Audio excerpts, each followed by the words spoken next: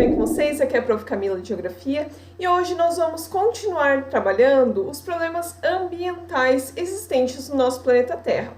Hoje, mais especificamente, sobre a vegetação e equilíbrio ecológico. A vegetação que cobre a superfície terrestre é extremamente importante para o desenvolvimento da vida. Plantas são fontes de alimento, vestuário, combustíveis, remédios, produtos farmacêuticos, materiais de construção, matérias-primas industriais, entre outras. E não menos importante é a função das formações vegetais no equilíbrio ecológico, isso é, na conservação dos elementos naturais em estado de equilíbrio. No entanto, conforme já mencionado, a ação dos seres humanos podem alterar esse equilíbrio. Por exemplo, imagine um morro coberto por grandes árvores, formando uma mata natural que o protege contra a erosão das chuvas e também das enxurradas. Ali habitam pássaros e outros animais. Dessa forma, há um equilíbrio entre o relevo, o solo, a vegetação e a fauna. Agora, imagine que um grupo de pessoas resolve derrubar parte da mata para construir uma estrada ou cultivar uma plantação. Essas ações fazem com que o morro perca sua proteção natural. Com as chuvas, as enxurradas dão início a um processo acelerado de erosão. Rochas e solo começam a deslizar morro abaixo.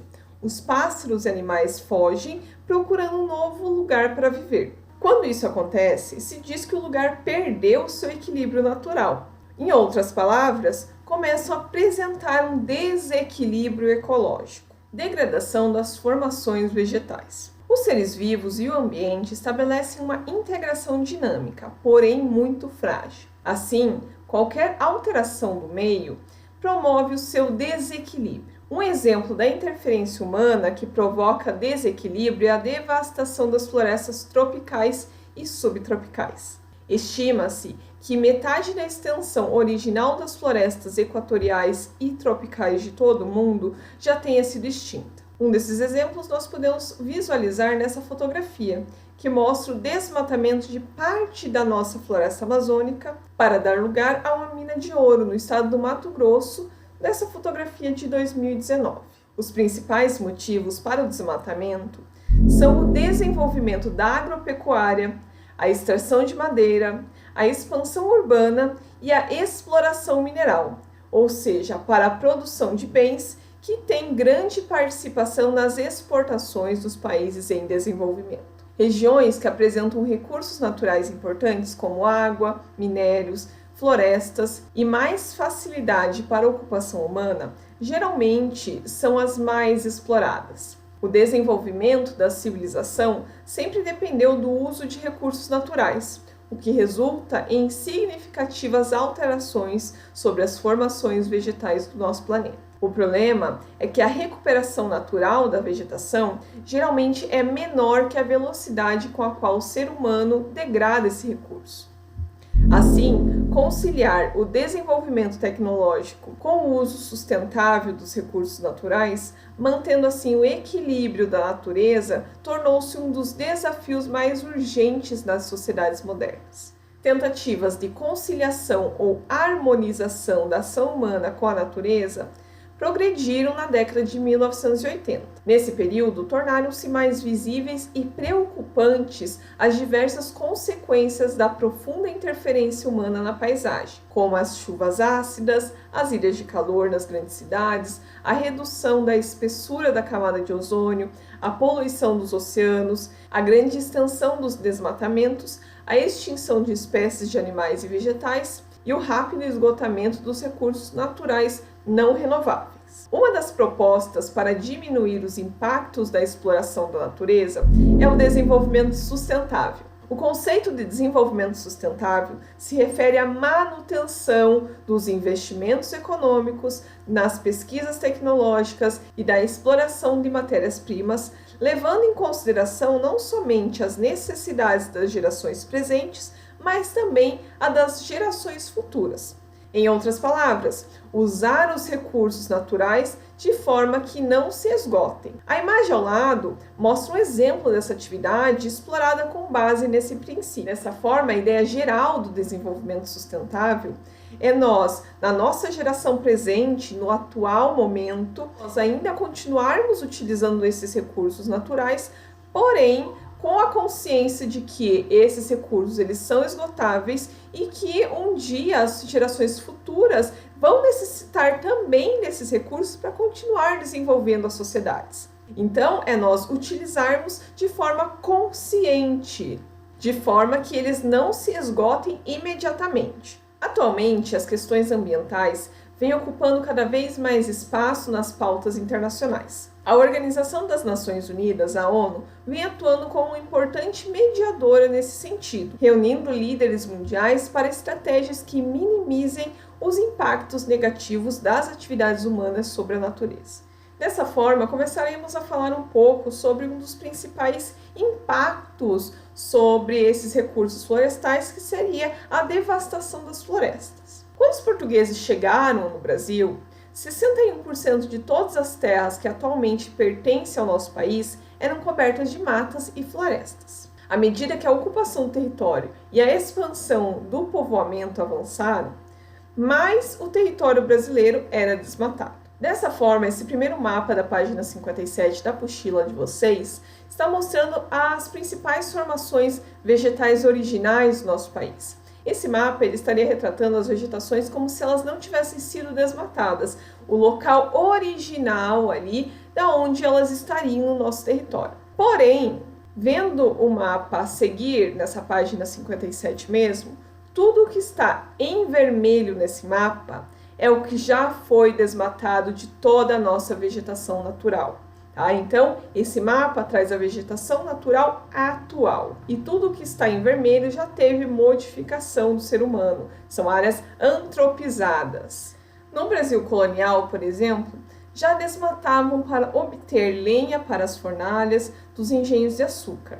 Atualmente, o desmatamento ocorre para a instalação de lavouras ou de pastagens para o gado, construção de cidades, estradas e moradias. Desse modo, o desmatamento tem acompanhado os processos de construção e ampliação do espaço geográfico brasileiro. Lembrando lá que espaço geográfico seria um espaço construído ou modificado pelo ser humano ao longo do tempo.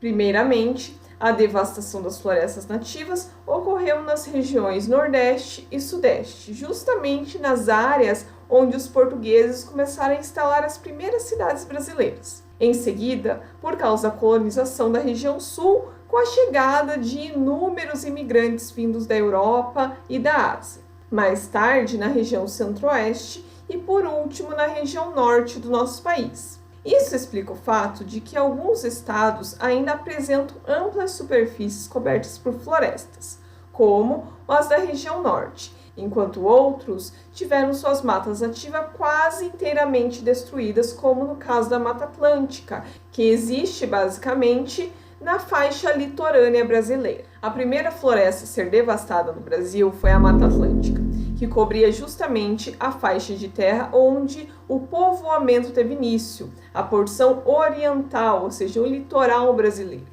Atualmente, restam apenas 12,4% de toda a sua área original. Outro fator que contribuiu para o desmatamento foi a presença de solos muito férteis em algumas áreas, como o de Massapé, no Nordeste, e também o solo de terra roxa, no Sudeste e no Sul do Brasil, utilizados inicialmente para monoculturas e pastoreio. A devastação das florestas de araucária na região sul ocorreu especialmente entre o fim do século XIX e primeira metade do século XX, quase causando sua extinção. Depois de 1970, a devastação florestal se intensificou no Cerrado e na floresta amazônica, que já perdeu cerca de 17% de todo o seu domínio original. Nessas condições, a extensão das florestas brasileiras corresponde atualmente entre 30% e 40% da superfície do país. Nos últimos anos, tem havido tentativas de reflorestar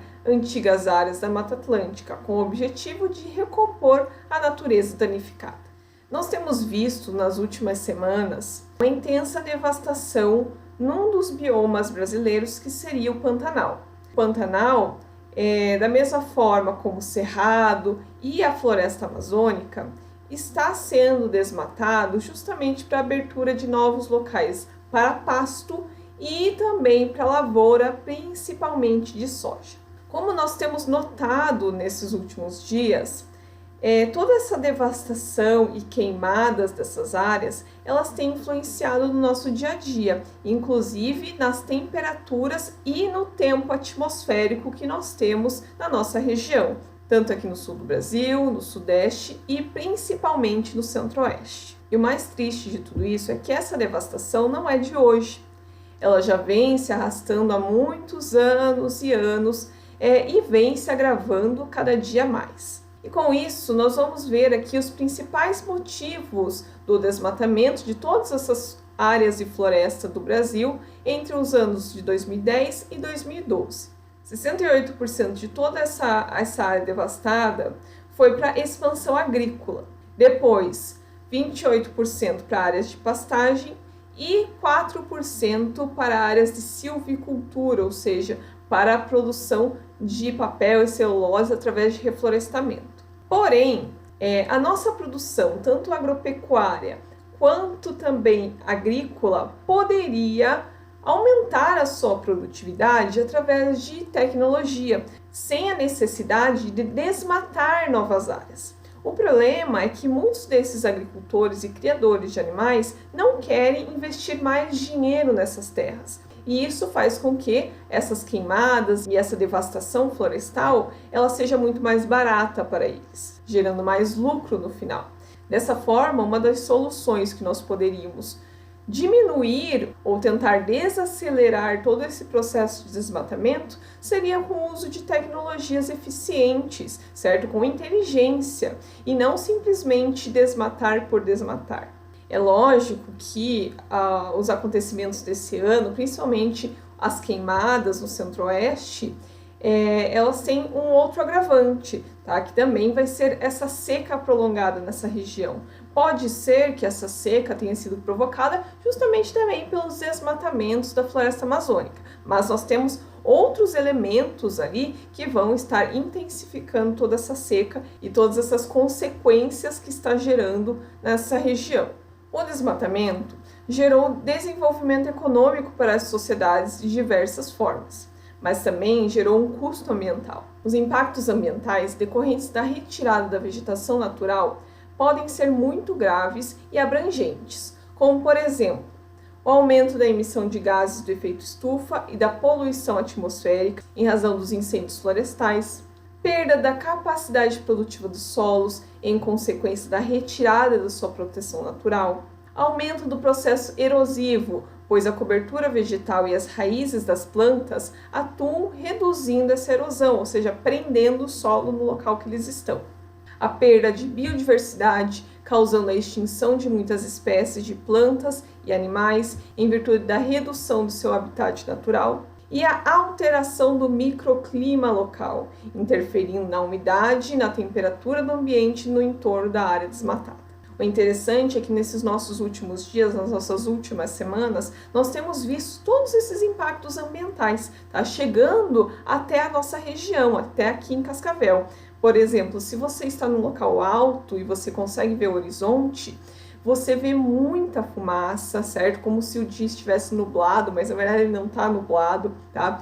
É a poluição do ar que está causando toda essa percepção ali de névoa. Se você olhar, por exemplo, à noite para o céu, essa semana nós temos lua cheia, você vê que a lua está avermelhada e não é porque ela é vermelha, não, porque a poluição do ar faz com que a gente enxergue essa lua e até mesmo o sol durante o dia mais avermelhado.